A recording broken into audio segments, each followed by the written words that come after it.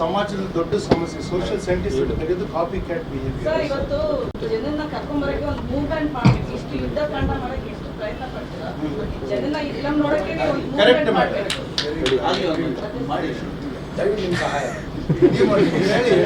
ನಾನು ಆಗಲೇ ಮೇಡಮ್ ನೀವು ಸ್ವಲ್ಪ ಅಂದರೆ ಬರೋ ತಡವಾಗಿತ್ತು. ಮುಂಚೆ ನಾನು ಏನು ಹೇಳಿದೆ ಅಂದರೆ ಸಹಜವಾಗಿ ಎಲ್ಲರೂ ಬಂದು ನಿಮ್ಮ ಬೆಂಬಲ ಇರಲಿ, ಸಹಕಾರ ಕೊಡಿ, ಸಿನಿಮಾಗೆ ಗೆಲ್ಲೋದಕ್ಕೆ ನಿಮ್ಮ ಅಂದರೆ ಪ್ರೆಸ್ನವ್ರಿಗೆಲ್ಲ ನಾವು ಕೇಳ್ತೀವಿ. ಅದು ಬಂದಿದೆ ವಾಡಿಕೆ. ಅದು ನಾನು ಇದನ್ನು ಮಾಡಲೇಬೇಕು ಅಂತ ನಾನು ಒಂದು ಸಂಕಲ್ಪ ಮಾಡಿ ಕೇಳ್ಕೊಳ್ತೇನೆ. ಇದನ್ನು ನೀವು ಸಂಕಲ್ಪ ಮಾಡ್ಕೊಳ್ಳಿ. ಈ ಸಿನಿಮಾ ಗೆಲ್ಲಬೇಕು, ಈ ಸಿನಿಮಾ ರೀಚ್ ಆಗಬೇಕು.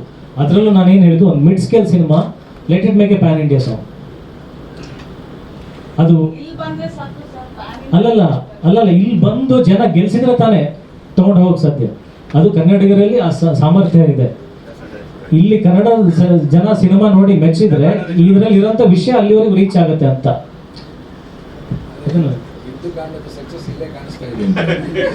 ಇಲ್ಲೇ ಇದ್ದು ಕಾಂಡ ಶುರುವಾಗಿದೆ. ಸರ್ ಕೇಳಿದ ಪ್ರಶ್ನೆಗೆ, ಸರ್ ಸಾಲ ಮಾಡಿದ್ದೀನಿ, ಸಿಕ್ಕಾಪಟ್ಟೆ ಸಾಲ ಮಾಡಿದ್ದೀನಿ, ನನಗೆ ಯಾವ ಬೇಜಾರು ಇಲ್ಲ, ಫಾರ್ ಎ ಗುಡ್ ಕಾಸ್. ಕಳ್ಕೊಂಡ್ರೆ ಏನು ಕಳ್ಕೊಳ್ತೀನಿ ಸರ್? ದುಡ್ಡು. ನಾನು ಫಸ್ಟು ಸಿನಿಮಾ ಲಾಂಚ್ ದಿನ ಈ ವಿಚಾರ ಹೇಳಿದ್ದೆ. ನಾನು ಬೆಂಗಳೂರಿಂದ ಇವತ್ತಿಗೂ ನೆನಪಿದೆ, ಒಂದು VRL ಬಸ್ಸಲ್ಲಿ 200 ರೂಪಾಯಿ ಬಸ್ ಟಿಕೆಟಿಂದ ನಾನು ಬಂದೆ ಸರ್. ಸ್ಲೀಪರ್ ಕ್ಲಾಸಲ್ಲಿ ಒಂದು ಪಕ್ಕದ ಗ್ಲಾಸು ಮುರಿದೋಗಿತ್ತು, ಈಗಲೂ ನೆನಪಿದೆ. ಅದ್ರ ಚೂರು ಇಲ್ಲಿ ಪಕ್ಕದಲ್ಲಿ ಬಿದ್ದಿತ್ತು. ನನಗೆ ಅದೇನೋ ಅಪಶಗುಣ ಅಂತ ಅನಿಸ್ತು ಅವತ್ತು ಆ್ಯಕ್ಚುಲಿ. ಅಂದರೆ ಗ್ಲಾಸ್ ಮುರಿದಿತ್ತು, ಈ ಥರದ್ದೆಲ್ಲ ಇರ್ತಾವಲ್ಲ ವಿಚಾರಗಳು. ಅಷ್ಟು ಇಟ್ಕೊಂಡು ಬಂದವನು ನಾನು ಬೀದಿನಲ್ಲಿ ಫೋಟೋ ಇಟ್ಕೊಂಡು ಚಾನ್ಸ್ ಎಲ್ಲ ಕೇಳ್ಕೊಂಡು ಇವತ್ತು ಒಂದು ಸಿನಿಮಾ ಪ್ರೊಡ್ಯೂಸ್ ಮಾಡಿದ್ದೀನಿ ಸರ್. 2ನೇ ಸಿನಿಮಾ ಪ್ರೊಡ್ಯೂಸ್ ಮಾಡಿದ್ದೀನಿ.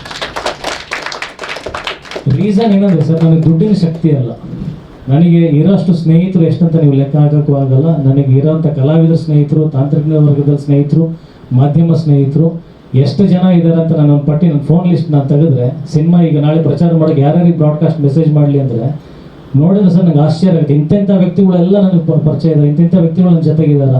ಅವರಾಗೆ ಫೋನ್ ಮಾಡಿ ಹೇಳ್ತಾರೆ, ಸಿನಿಮಾ ಯಾವಾಗ ರಿಲೀಸ್, ತಲೆ ಕೆಡ್ಸ್ಕೊಬೇಡ, ನಾವಿದ್ದೀವಿ ಅಂತ. ಹೋದರೆ ದುಡ್ಡು ಹೋಗುತ್ತೆ ಸರ್.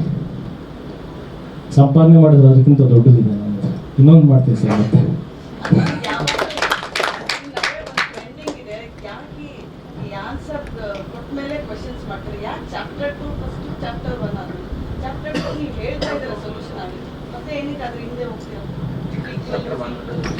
ಅಲ್ಲ ಸಿನಿಮಾ ಇವಾಗ ನೀವು ಹೇಳಿದ್ರಲ್ಲ, ತಲುಪೋದು ಬಹಳ ಇಂಪಾರ್ಟೆಂಟ್ ಅಂತ ಈಗ ತಾನೇ ನೀವು ಹೇಳಿದ್ರಿ.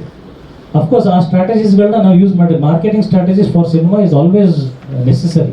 ನಾನು ಅದನ್ನು ಡಿನೈ ಮಾಡ್ತಾ ಇಲ್ಲ. ಬೇಕಂತಾನೆ ಆ ಸಿನಿಮಾದ ಟೈಟಲನ್ನೇ ಇಟ್ಟಿದ್ದು. ಬಿಕಾಸ್ ಅದೊಂದು ಕೋರ್ಟ್ ರೂಮ್ ಡ್ರಾಮಾ ಆಗಿ ಅವತ್ತಿನ ದಿನ ಒಂದು ದಾಖಲೆ ಬರುತ್ತಿತ್ತು. ನಾವು ಬೇರೆ ಟೈಟಲ್ ತೋಚಿಲ್ಲ, ಹೌದು ಇದೇ ಸರಿ ಅನ್ನಿಸ್ತು. ಇವಾಗ ನಾವು ಅದು ಎಲ್ಲಾದ್ರೂ ಪ್ರಚಾರ ಮಾಡಕ್ಕೆ ಹೋದಾಗ ಯುದ್ಧಕಾಂಡ ಅಂದರೆ ಹಳೆ ಯುದ್ಧಕಾಂಡ ತೋರಿಸುತ್ತೆ. ಅವತ್ತಿನ ಲೆಗಸಿ, ಆ ಟೈಟಲ್ ಲೆಗಸಿ ಏನಿತ್ತಲ್ಲ, ಅದೇನೋ ಒಂದು ಅವತ್ತಿನ ದಿನ ಸಿನಿಮಾ ಇಂಡಸ್ಟ್ರಿಯಲ್ಲಿ ಒಂದು ರೆವಲ್ಯೂಷನ್ ಕ್ರಿಯೇಟ್ ಮಾಡಿತ್ತು. ಅದಕ್ಕೆ ಇದು ಅದರದ್ದು 2ನೇ ಭಾಗ, ಟೈಟಲ್ ಆಗಿ 2ನೇ ಭಾಗ ಹೊರತು ಸಿನಿಮಾ ಕಥೆಗೆ ಅದು 2ನೇ ಭಾಗ ಅಲ್ಲ. ಹೌದು, ಆ ಸಿನಿಮಾಯಿಂದನೇ ನಾನು ಟೈಟಲ್ ಬೇಕಂತಾನೆ ಇಟ್ಟಿದ್ದು, ಪ್ರಚಾರಕ್ಕೆ ಇಟ್ಟಿದ್ದು, ಅದು ರೀಚ್ ಆಗುತ್ತೆ ಅಂತಲೇ ಇಟ್ಟಿದ್ದು. ಕೋರ್ಟ್ ರೂಮ್ ರಿಲೇಟ್ ಆಗಿ ಬೇಗ ಜನಕ್ಕೆ ಅರ್ಥ ಆಗುತ್ತೆ, ರೀಚ್ ಆಗುತ್ತೆ. ಆ ಯುಗದಲ್ಲಿ ಇರ್ತಕ್ಕಂಥ ಜನರು ಇವರಿಗೂ ಆ ಹಳೆ ಸಿನಿಮಾನ ಮತ್ತೆ ನೆನಪಿಸ್ದಂಗೆ ಆಗುತ್ತೆ ಇವತ್ತಿನ ಯುವಕರಿಗೆ. ಎಲ್ಲ ಆಯಾಮಗಳು ಯೋಚನೆ ಮಾಡಿ ಬೇಕಂತಾನೆ ಇಟ್ಟಿದ್ದು. ಇಲ್ಲ ಅದ್ರದ್ದು ಏನು ಬಳಕೆ ಮಾಡಿಲ್ಲ. ಯಾವ ಟ್ಯೂನಲ್ಲಿ ಸಾಂಗ್ ಏನೂ ಬಳಕೆ ಮಾಡಿಲ್ಲ.